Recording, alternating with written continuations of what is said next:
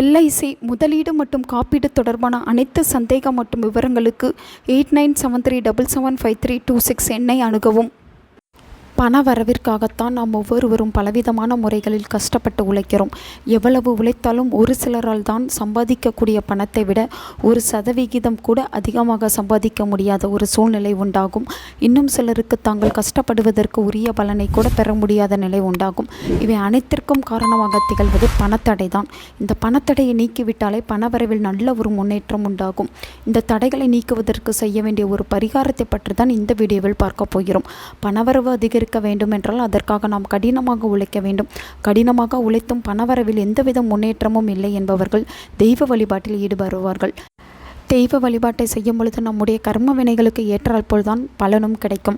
அதே சமயம் நாம் பரிகாரங்களை செய்யும் பொழுது அந்த பரிகாரங்களின் மூலமாக சற்று கூடுதலாகவே நல்ல பலனை பெற முடியும்.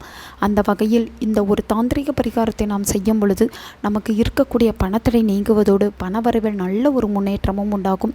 இந்த பரிகாரத்தை சனிக்கிழமை அன்று தான் செய்ய வேண்டும். ராகு கால யமகண்ட நேரத்தை தவிர்த்து மீதம் இருக்கக்கூடிய எந்த நேரத்தில் வேண்டுமானாலும் இந்த பரிகாரத்தை செய்யலாம். முடிந்த அளவிற்கு சுபகோரை பார்த்து செய்வது நல்ல பலனை தரும். அதே போல ஹௌரி பஞ்சாங்கத்தையும் பார்த்து தனம் லாபம் போன்ற நேரங்களில் செய்யும் பொழுது நல்ல பலன் உண்டாகும். இதற்கு நமக்கு 3 பொருட்கள் வேண்டும். இவை 3மே ஒவ்வொருவருடைய வீட்டில் இருக்கக்கூடிய பொருட்கள் தான். இந்த 3 பொருட்களையும் ஒன்றாக சேர்த்து வைப்பதற்கு ஒரு பச்சை நிற துணி வேண்டும். இந்த துணியை முதலிலேயே வாங்கி சுத்தம் செய்து அதை பன்னீரில் ஊற்றி நன்றாக அலசி நிழலில் காய வைத்து எடுத்துக்கொள்ளுங்கள். இது சற்று வாசனை மிகுந்ததாக இருக்க வேண்டும். அதனால் தான் பன்னீரில் ஊற வைக்கின்றோம். பன்னீர் இல்லை என்பவர்கள் அத்தர் ஜவ்வாது போன்ற ஏதாவது இருந்தாலும் அதையும் நாம் பயன்படுத்தி கொள்ளலாம். அடுத்து இதில் நாம் வைக்க வேண்டிய பொருட்கள் ஏலக்காய், சோம்பு மற்றும் பச்சை கற்பூரம். இதை 3மே பணவரவை அதிகரிக்கக்கூடிய தன்மை வாய்ந்ததாகவும் மகாலட்சுமிக்கு உரிய பொருளாகவும் திகழ்கிறது. 4 ஏலக்காயை எடுத்து பச்சை நிற துணியில் வைத்துவிட்டு 1 ஸ்பூன் அளவுக்கு சோம்பையும் வைத்து இதில் 2 துண்டு அல்லது 1 துண்டு பச்சை கற்பூரத்தையும் வைத்து மூட்டையாக கட்டிக்கொள்ளுங்கள். கட்டிய மூட்டையை பண வைக்கும் இடத்தில் வைக்க வேண்டும். தொழில் செய்பவராக இருக்கும் பட்சத்தில் அவர்களுடைய கல்லாப்பெட்டியில் இதை வைக்க வேண்டும். தினமும் பூஜை செய்யும் பொழுது இந்த பச்சை நிற மூட்டைக்கும் சாம்பிராணி ஊதுபத்தி தூபம் காட்ட வேண்டும். இதை மாதத்திற்கு ஒரு முறை மாற்றிக்கொள்ளலாம்.